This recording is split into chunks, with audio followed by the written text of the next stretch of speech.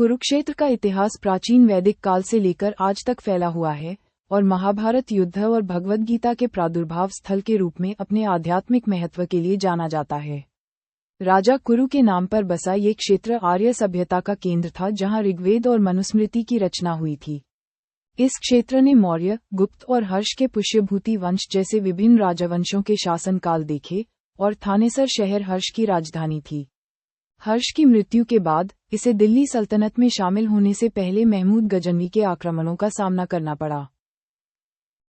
प्राचीन उत्पत्ति और वैदिक महत्व। 1. वैदिक जड़ें। कुरुक्षेत्र आर्य सभ्यता और पवित्र सरस्वती नदी से गहराई से जुड़ा हुआ है, जो इसे वैदिक संस्कृति का केंद्र बिंदु बनाता है। 2. राजा कुरु। कुरुक्षेत्र नाम राजा कुरु के नाम पर पड़ा, जिन्होंने इस भूमि पर यज्ञ किए, जिससे इसका आध्यात्मिक महत्व स्थापित हुआ। और 3. मनुस्मृति और ऋग्वेद।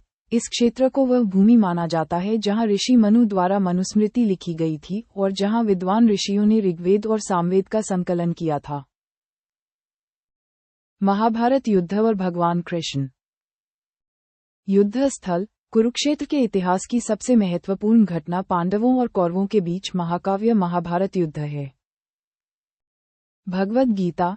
इस युद्ध के दौरान भगवान कृष्ण ने ज्योतिष वट वृक्ष के पास कुरुक्षेत्र की भूमि पर अर्जुन को भगवद गीता का दार्शनिक प्रवचन दिया था। मध्यकालीन और पूर्व औपनिवेशिक युग।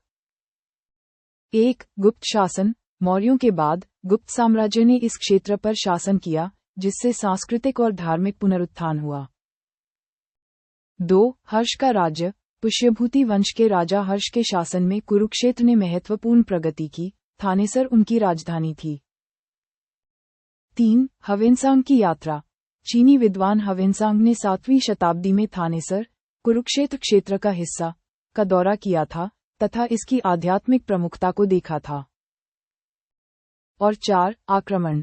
इस क्षेत्र को 1014 में महमूद गजनवी ने लूटा था और 1206 में दिल्ली सल्तनत में शामिल होने से पहले इसे और अधिक आक्रमणों का सामना करना पड़ा था। बाद का इतिहास और आधुनिक युग। 1. धर्मक्षेत्र। इस शहर को धर्मक्षेत्र या पवित्र स्थान के नाम से भी जाना जाता है, जो इसके आध्यात्मिक महत्व पर बल देता है। 2. आधुनिक जिला गठन। कुरुक्षेत्र जिले का गठन 1973 में करनाल जिले से किया गया था, जिससे यह अपेक्षाकृत नई प्रशासनिक इकाई बन गई। और 3. निरंतर महत्व। विदेशी शक्तियों द्वारा संघर्ष और शासन की अवधि के बावजूद कुरुक्षेत्र ने अपनी गहरी आध्यात्मिक और सांस्कृतिक विरासत को बनाए रखा है और भारत में एक पूजनीय स्थल बना हुआ है।